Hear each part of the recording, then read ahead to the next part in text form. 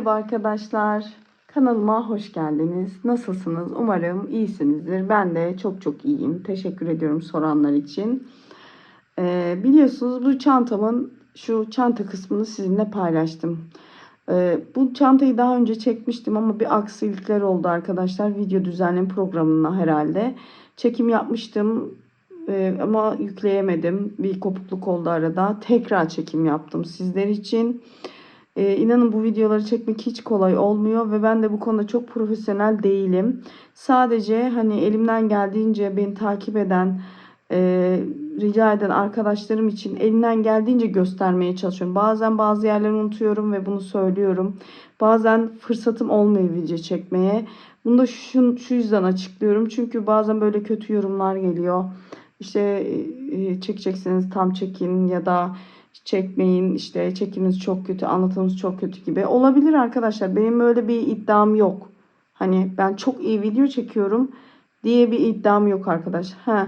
Yaptığım işi çok güzel yapmaya çalışırım. Elimden geldiğince en iyisini yapmaya çalışıyorum. Bu videoda dahil. Ama çok güzel video çeken arkadaşlarım var. Çok saygı duyuyorum. Çünkü video çekmek çok zor bir iş arkadaşlar. İnanın ben bu çantanın videosunu çekene kadar 3 tane çanta yapardım yani. O derece zor.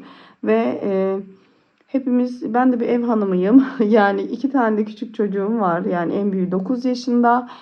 Ve onlardan vakit çalarak açıkçası. Çünkü bu çekim hiç kolay olmuyor. Onlardan arta kalan zamanlarımda video çekmeye çalışıyorum. Çünkü benim çektiğim videolarla çanta yapıp satan ve bundan kendine gelir eden arkadaşlarım var. Bu yüzden onlar için yardımcı olmak adına hem de kendim için de bir şeyler yapmak adına bu işe vakit ayırmaya çalışıyorum. O yüzden yorumlarınıza lütfen dikkat edelim. Ben iddia da etmiyorum en güzel videoyu ben çekiyorum diye. Öyle bir iddiam yok. Sadece elimden geldiğince yardımcı olmaya çalışıyorum. Unuttuğum yerler olabiliyor. Atladığım yerler olabiliyor. Orada diyecek hiçbir sözüm yok. Olabilir. Ben de insan, dediğim gibi bazen gözümden kaçıyor. O yüzden sizden ricam öncelikle kanalıma abone olun arkadaşlar. Abone olmak ücretsiz. Yani bunu bazı insanlar ücretli zannediyor. Abone olmak ücretsiz. Ücretsiz bir şekilde abone olabilirsiniz.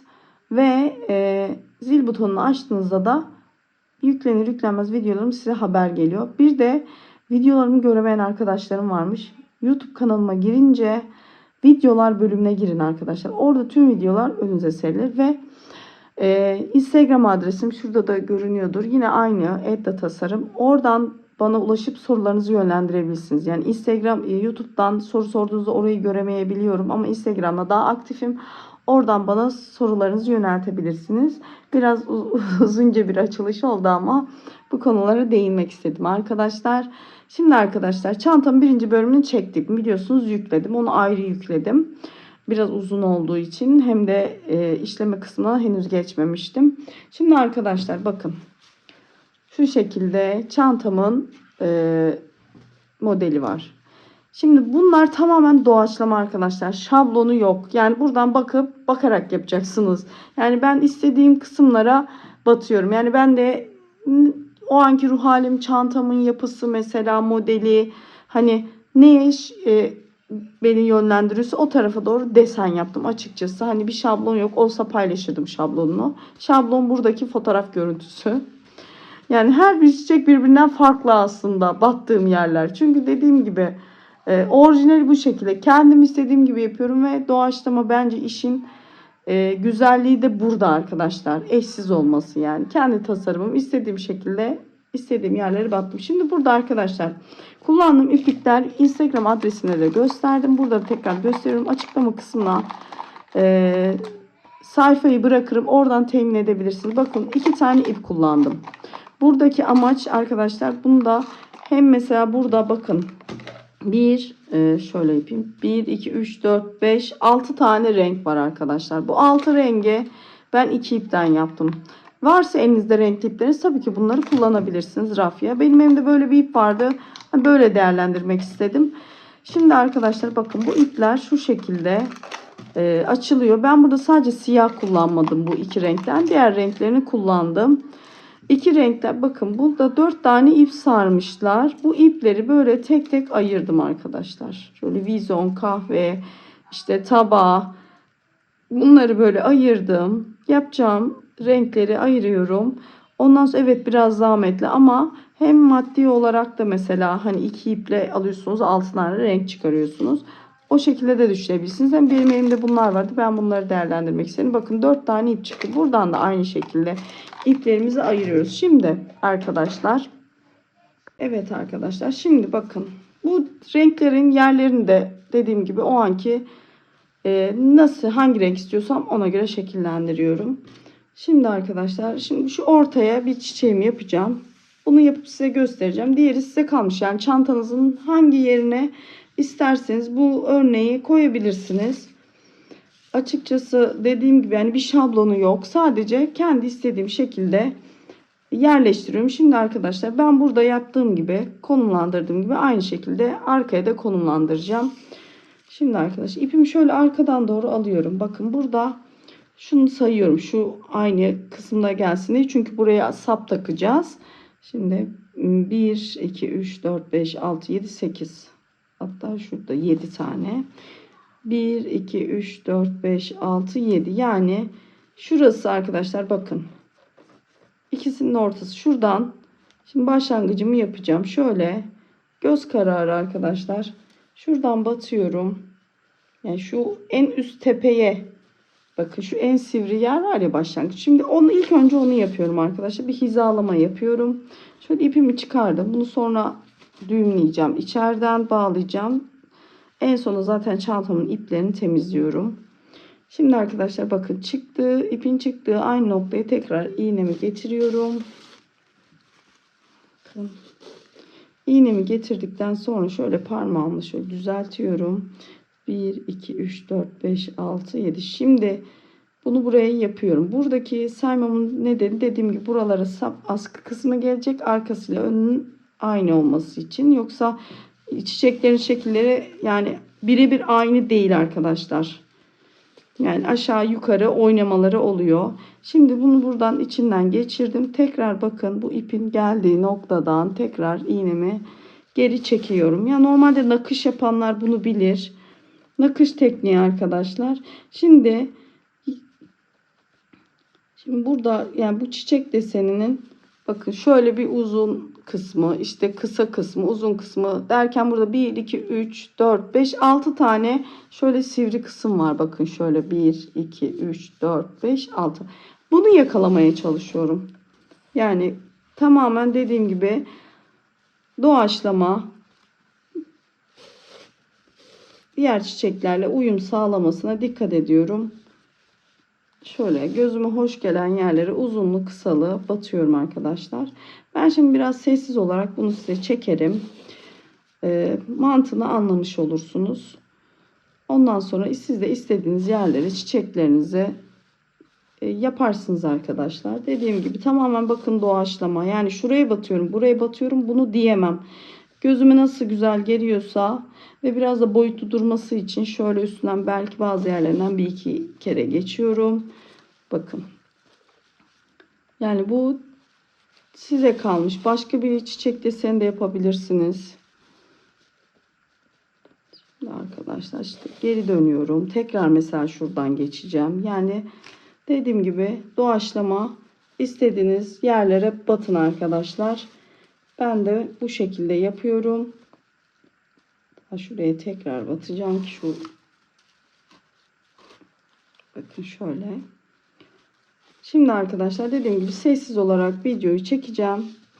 En azından nasıl yapıldığını anlamış olursunuz. Sonra istediğiniz şekilde siz de çiçeklerinizi konumlandırabilirsiniz. Sonra askı kısmını göstereceğim arkadaşlar. Onun nasıl yapıldığını. Sonra da zaten çantamı bitirmiş olacağım. Şimdi ben yapayım yavaş yavaş. Siz de izleyin arkadaşlar.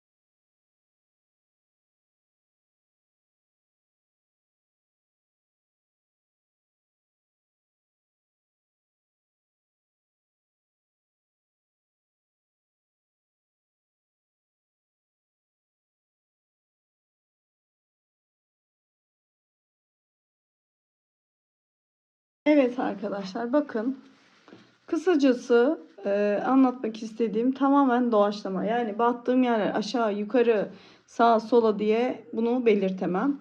Sadece şu içindeki kutucukların eşit olmasına dikkat edin. Yani bu çiçekleri nasıl konumlandırırsanız o şekilde size kalmış. İsterseniz bir tane ortaya büyük yapın. İsterseniz mesela değişik şekillerde ekleyebilirsiniz ortasına. Dediğim gibi bu şekilde ben böyle yapıyorum. Arkadaşlar şimdi bu bakın 2 tane daha çiçek yapacağım ben buraya. Bu bittikten sonra askı kısmına geçeceğiz arkadaşlar. Bakın arkadaşlar, burada şu şekilde akrilik askı kullandım. Bunlar da bakın bu şekilde ilk önce ip sarıyorum. Birini sardım. Size şimdi öbürünü göstereceğim. Nasıl sardığımı, bunu ip sardıktan sonra çantamı monte edeceğim. Şimdi şöyle kağıt ipimden birazcık şöyle elime doluyorum. Şimdi şöyle onun etrafını saracak şekilde. Yalnız birazcık da fazla bırakıyorum ki sonradan ip iğneye takacağım ve birleştirme aşamasında kullanacağım. Tekrar ip takmayayım diye. Biraz ip bıraktım. Hani takabilirsiniz ama ya zaten yapmışken biraz fazlaca bırakırsanız.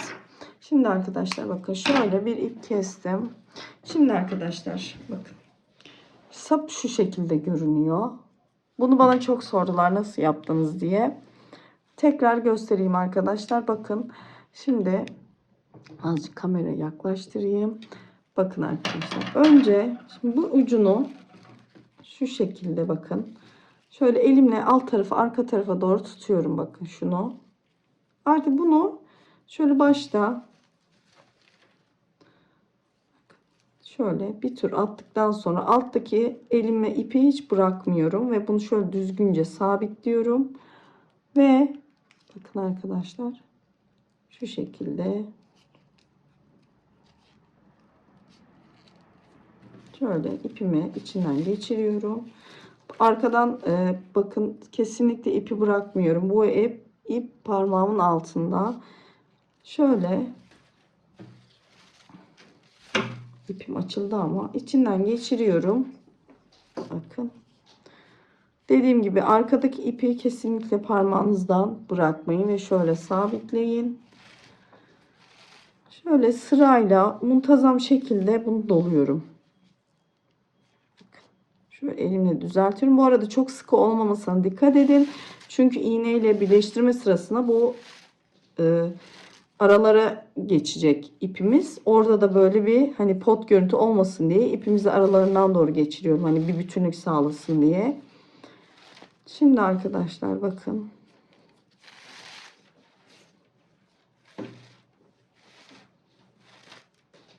Şimdi bunu şöyle güzelce arkadaki ipimi de şöyle kamufle ederek yani altta bırakarak bakın şu şekilde bunu saracağım arkadaşlar. Son birleşim yerini de zaten size göstereceğim. Şurada bağlama yeri var. En sonunda bakın şurası. Onu da size göstereceğim. Şimdi bunu komple böyle yavaşça tutarak dediğim gibi saracağım arkadaşlar. Sonra da birleşim yerini göstereceğim size. Evet arkadaşlar bakın sonuna kadar doladım. Şimdi burada düğüm olmadan yani düğüm yapıyoruz ama görünmüyor. Bakın sonuncuyu da şu şekilde parmağımın üzerinden geçiriyorum ipimi. Bakın şimdi bu ipi şöyle parmağımın içinden geçirmiştik. Şuradan bakın geçireceğim içinden doğru ve arka tarafa doğru. Yani ipimizi sakladığımız yerin kısma doğru bakın şu şekilde düzenleyerek şöyle açıyoruz. Şöyle arkaya doğru alıyorum. Parmağımla da bunu şöyle düzenliyorum. Bakın arkadaşlar sabitlendi. Şimdi bu iple de iğnemi takıp çantama kalan iple monte edeceğim arkadaşlar.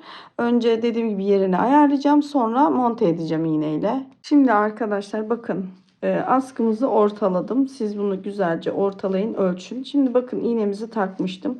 Şimdi burada dikkat etmeniz gereken şey ipinizin oldukça görünmeden çantanıza monte etmek. Yani askınızı diktiğiniz zaman fark edilmemesi yani önemli. Bunun içine direkt bakın, şimdi şu askının orta kısmından batıyorum. İğnemi arkaya alıyorum bakın arkadaşlar. Şimdi burada benim dikkat ettiğim şey, açıkçası ben bu şekilde yapıyorum. Şimdi arkadaşlar normalde askının bu kenar kısımlarından değil, biraz daha iç kısımlarından doğru çıkıyoruz. Yani askının birleşim yeri tam ortasından. Ve burada birleştirirken ipimi şu şekilde, bakın şu doladığımız yerlerin arasına geçireceğim. Ve buradan bakın arkadaşlar, direkt böyle battığım biten yere değil, şöyle iç kısmına doğru iğnemi alacağım ki askının iç kısmında kalsın. Ve çarpı düzgün durmasına dikkat edin. Yani battığınız yerin karşılığında da aynı şekilde o karşılığı bulsun. Hani böyle çarpık bir görüntü olmasın. Şu şekilde bakın aralarına şöyle sıkıyorum önce.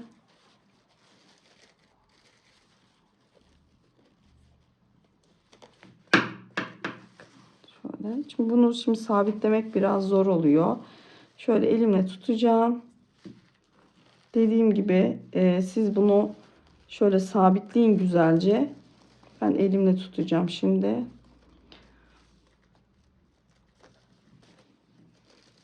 Evet bakın, şimdi tekrar şöyle karşı taraftan çıkıyorum. Dediğim gibi burada ilmeklerin denk gelmesi şu şekilde önemli. Hani çantanızın üstünde ekstradan bir ip varmış gibi görünmemesi için bunu elinizle düzeltin. Bakın sıkın. Sıktığınız zaman da bu ip araya girecek. Şimdi iç taraftan.